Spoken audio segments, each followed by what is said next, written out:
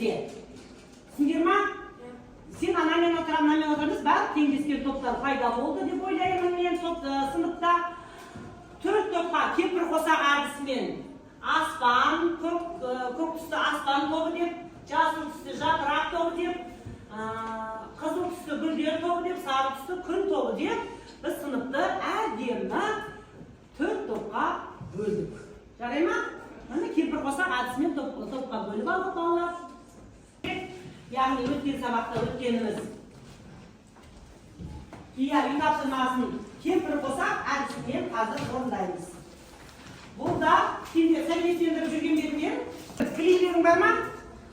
Клейлерің бар болса, мына 5 түсті бір-бірімен бүйтіп клейлеп сәйкестендіреміз.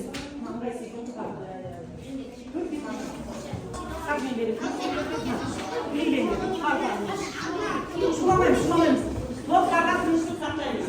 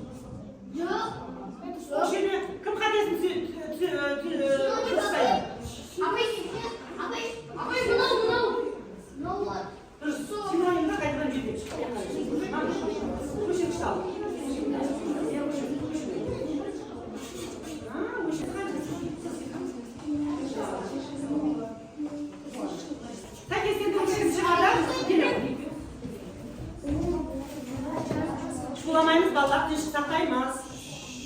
Әркімнің пікірі құнды. Топтың ережесінің басты ерекшелігі әркімнің пікірін сыйлау. Жаз, бас, сөз қандай сөздер? Амоним болатын сөздер. Алып шығау. Белсенді оқушылар өте жақсы көреді. Сұлу, әдемі, реңді, көркем. Қандай сөздер бұл? Жоқ, сұлу, әдемі, реңді, қатар. Сөздер ғой, ережесі. Синоним қатар соғына. Өте жақсы. Қайсы қалдың? Бір сынақ ма? Мына өздерің жаңа жұмыстарың бойынша өздеріңмен топта айтыңдар ғой, ойларыңды. Өздерің ойларың дұрыс па, дұрыс емес па бағана жұмыс жасағанда. Өздерің ойларыңыз бойынша түсіндікті бейнесіне кіруіміз керек. Сонан оқушылар табу керек. Әрі сергіту. Ал, қайсың ба? Кім? Әрі сергіту болады.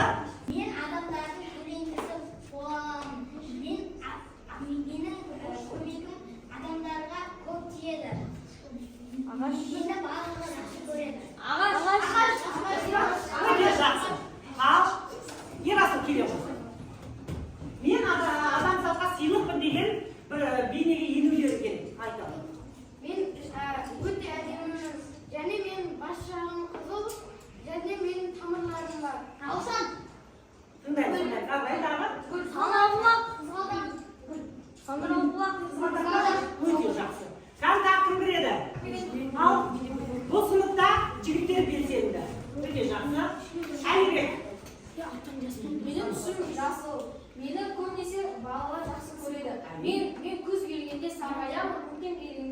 Daсын түске бояды. Ал келе ғой. Бағлан келе ғой, иә? Бағлан. Мен шөлге төзімдімін. Мен ең ыстық жерде жүремін. Және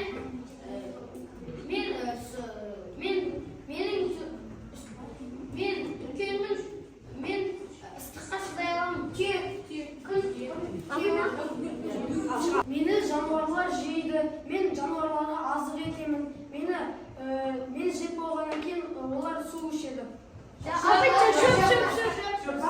Өте жақсы. Ал балалар, мен адамзатқа сыйлықпын, ал жаңа тәсілі бойынша рөлге ене білгенім, өзің білесің ғой, рөлге ене білсең 1 ұпай, жағдаяттық тапсырманы орындай алдым десең 1 ұпай, сұрақтарға жауап береді. Жауап берген оқушылар жаңа жауап беріп отыр ғой сыныпта. Өзіңіз бағалау бойынша 1 ұпай беріп, домбыра әдіс бойынша бағалап отырамыз. Келесі. Бүгін танысамыз. Біздің мақсатымыз тура және ауыспалы мағыналы сөздерді, көп мағыналы сөздер, амоним, антоним, синонимдерді көркемдік ерекшеліктеріне сай қолданамыз. Бүгін тірек сөздер мен ұсынылған иллюстрациялар арқылы тақырыпты болжап үйренеміз бүгін. Ал қазір сендермен бейнеролик тамашалаймыз. Бейнеролик тамашалаймыз қазір мұқият тыңдасақ әр сөз. Basında Hindistan'ın kol. Katak arasında fizyo kalın çertiş. O sözü. Sürekli әңгіме болса, жанына жақын, неге десе мұнай тұрсын, көңіл-күйіне көтеріп отырады. Иә, бұл жерде өсімдіктердің өсуіне пайдасы барын айтады, иә? Ал Және біздер ағаштың жанына музыка айтып отырса, ол ағашымыз көркем болады және өсіп, жапырақтары көп болады. өте жақсы. Өте жақсы. Ал және кім айтады? Осы өсімдік жаңа не тыңданды? Үндістанда қандай өсімдіктер жақсы өседі екен музыкаға? Кім айтады? Ал Алина, скрипканың, иә?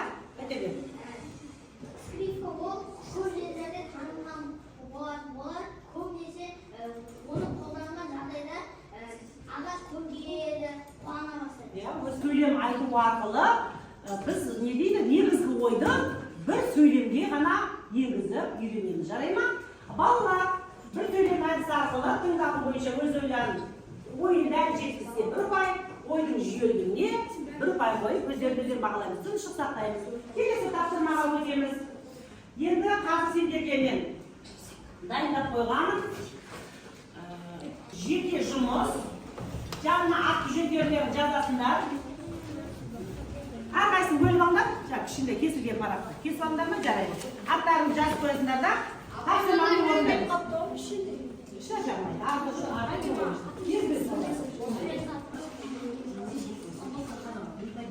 Қазір енді әр топта оқиын деген оқушыларды оқытамыз, қалғандарын өздері жұмыстарға қарай зерделеп көрмеді. Ал оқи ғой. Әдетте мектеп оқушылары сабаққа бірыңғай ақ түсті жейде мен қара түсті шалбар киеді. Дұрыс па? Келісіңіз ба? Дұрыс қойған ба? Ал келесі. Биыл анамыздың мерейтойына байланысты ағалар мен әпкелермен сыйлық іздестірудеміз. Оқушылар асыға күткен жаз мезгілді басталып кетті. Өте жақсы. Амонимде сәл не бар, иә? Байланысты ағалар мен әпкелермен. Антоним бола алмай қалады ғой, қара мен көк болса. Қара мен түсті жейде қойын керек, жарай ма? Ал келесі? Биыл анамыздың мерейтойына өте әдемі гүлдер немесе реңді сыйлықтар іздестіруде. Әдемі, сұлу реңді сыйлықтар іздестірудеміз. Кейінгі? Оқушылар асыға күткен қыс мезгілінде басталып кетті. Өте жақсы, амонимдерін дұрыс қолданған, иә? Келесі кім? Кім оқиды? Кім оқиды? Қиын емес пе тапсырма? Қиын ба? Оқушылар сабаққа бірыңғай ақ түсті жейде мен қара шалбар киеді.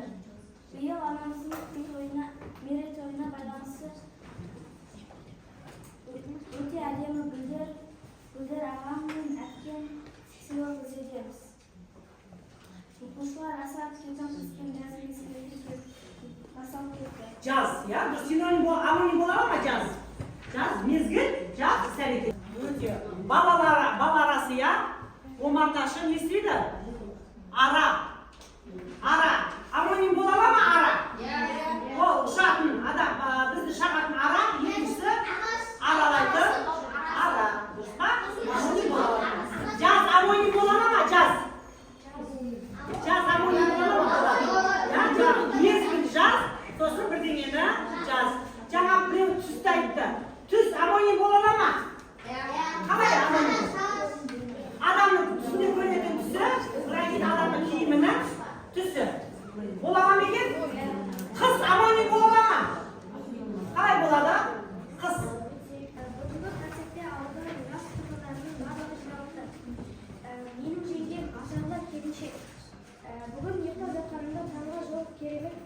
Өте жақсы. Түс амоним бола ала ма екен? Ажарлы, көркем, сұлу синоним бола ала ма? Бола алады, дұрыс па? Үлкен, кіші деген. Бүгін концертте ауылдың үлкен кішілері жиналыпты дейді. Антоним бола ала ма? Өте жақсы балалар. Сендер, амоним, антоним, синоним өткен сабақтар өте жақсы меңгергендерін көріп тұр. Ал келесі сабаққа өтеміз. Енді сендермен бүгін жаңа өсімдік және музыка тақырыбының ішінде бүгін сендермен тура мағыналы және ауыспалы мағыналы сөздердің ережесімен танысамыз. Яғни сөздің бастапқы негізгі мағынасы не болады екен балдар? Тура мағына болады екен. Тура мағына заттың немесе құбылыстың атын тура атап көрсетеді. Мысалы, адамның аяғы, адамның қолы, адамның көзі, ыдыстың түбі, қыздың төркіні, қоянның құлағы, суық жел, биік тау, жылы киім. Бұл сөздің бастапқы тура мағынасы. Енді ауыспалы мағынасы қараңдар. Сөздің тура мағынасының негізінде қалыптасқан ойды көркемдеп жеткізу үшін қолданатын келтірімді мағына. Мысалға, күннің көзі. Күннің көзі деп, күннің кәдімгі бүйтіп бір адамның көзі жоқ қой, бірақ жылулығын көзге теңеп тұр. Көрдіңдер ме мұны? Жұмыстың аяғы. Жұмыс бүйтіп жүріп кетпейді ғой. Бұл кәдімгі бітіп жатқан істің аяғы. Дұрыс. Әңгіменің басы. Бастапқы кездегі әңгіме. Мына қыздың төркіні болса, мына жерде ауыспалы мағынада таудың биіктігі өте дұрыс айтасыз. Жылы сөз, жылы киім тура мағынасы болса, жылы сөз қандай мағына болады? Ауыспалы мағына. Ал балалар орнымызда тұрамыз. Жаттығу жасамас бұрын табиғатқа байланысты сергіту жаттығуын жасаймыз. Жаңбырдан алып не болады айтпақшы? Желдің дыбысын шығарайықшы. Әдемі желдің дыбысын шығарамыз. Ал енді балалар, жаңбырға көшеміз.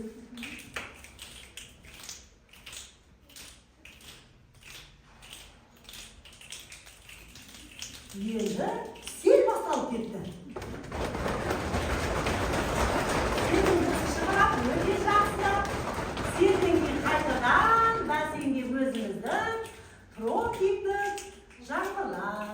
Өте тамаша.